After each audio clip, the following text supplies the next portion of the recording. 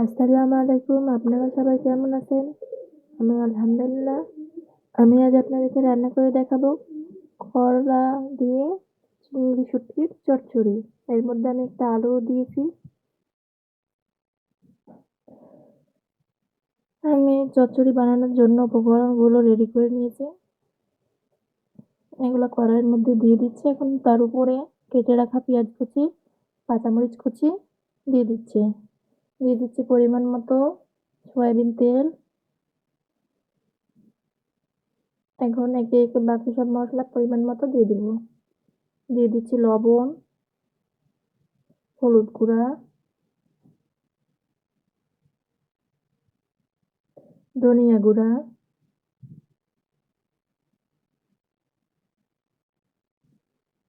জিরা এবং পাঁচ মশলার গুঁড়া, বা আপনার চাইলে জিরা বা পাঁচ মশলা বেটেও দিতে পারেন। দিয়ে দিচ্ছি পানি, ভালোভাবে মিশিয়ে নিচ্ছি।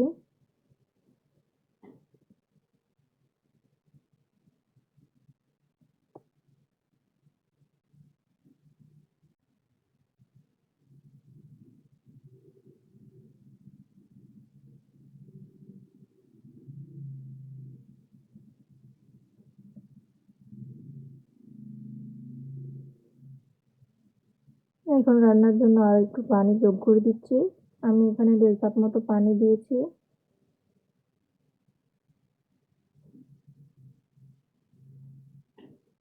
আমি এখানে করলা নিয়েছিলাম 1 পোয়া করলা, একটা আলু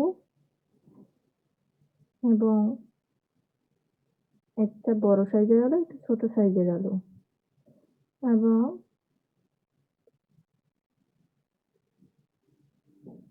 চিংড়ি শুটকি নিয়েছি অল্প পরিমাণে।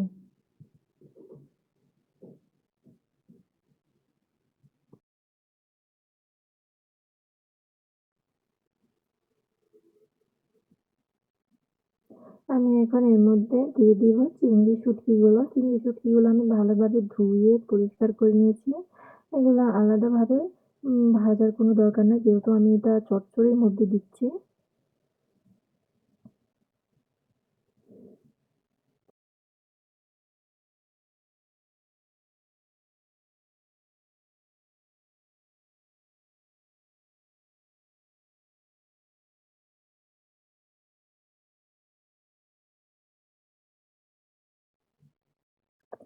চিংড়ি শুটকিগুলো দেওয়া হয়ে গেলে এখন এগুলো ভালোভাবে নেড়ে দিতে হবে।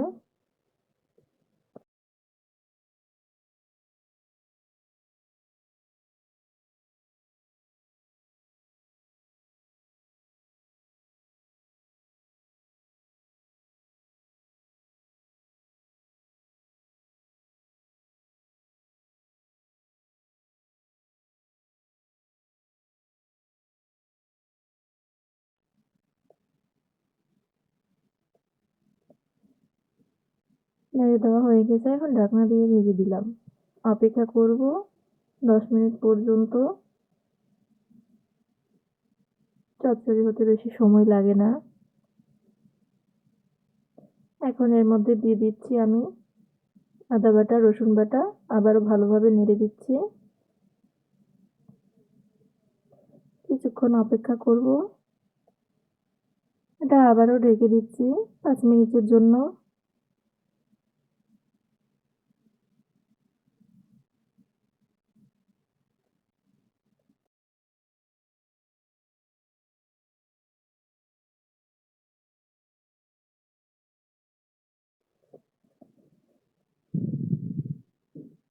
ব্যাস 5 মিনিট পরে চচ্চড়িটা হয়ে আসছে এবং নিচেও লেগে যাওয়ার সম্ভাবনা হয়েছে।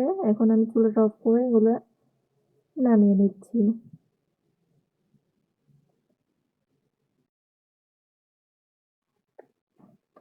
আর চিংড়ি শুটকি দেওয়া আছে, এই জন্য অনেক সুন্দর একটা ঘ্রাণ বের হচ্ছে। আপনারা চাইলে এইভাবে করলা চচ্চড়ি চিংড়ি শুটকি দিয়ে বানিয়ে খেতে পারেন। আমার ভিডিওটা ভালো লাগলে অবশ্যই আমার চ্যানেলটাকে সাবস্ক্রাইব করে দিবেন। লাইক আর কমেন্ট দিতে ভুলবেন না। সবাই ভালো থাকবেন, সুস্থ থাকবেন। আল্লাহ হাফিজ।